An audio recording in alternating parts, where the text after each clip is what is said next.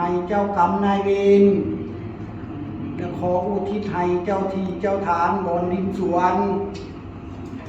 และขออุทิศให้เจ้าดินเจ้าดอนบนเรือนอยู่อาศัยและขออุทิศให้ดวงวิญญาณของญาติพี่น้องที่ล่วงลับไปแล้วขอให้มาหับจับโจมเอาถ้าว่ายังบูหรือหักมาบ่ได้ขอให้เทพดาเจ้าทั้งหลายลงไปบอกข่าวเปล่ากุศล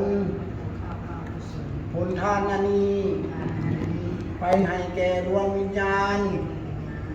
ของผู้ที่กล่าวนามาแล้ว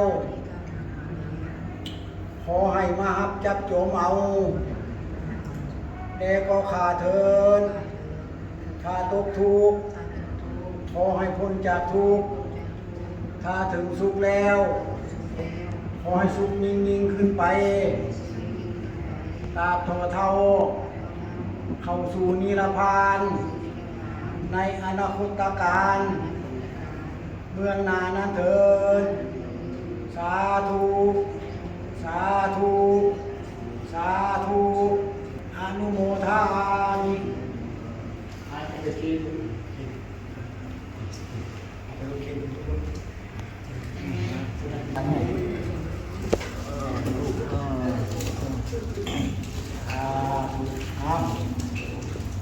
เยี่ยมน้ำหยาดเด้อบัดนี้เด้อคารวะหาพรหยาดน้ำได้บัดนี้ตาจามเม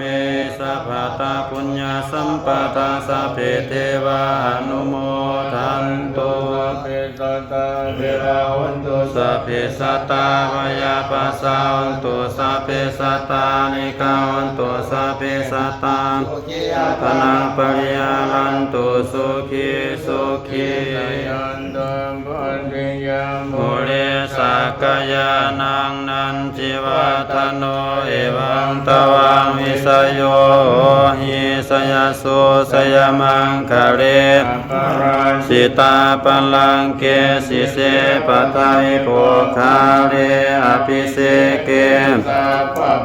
ทานังอาคาปะโตปโมทาเตสุนัขตังสุมังคลังสุทิตังสุขโนสุโมโตจาสุ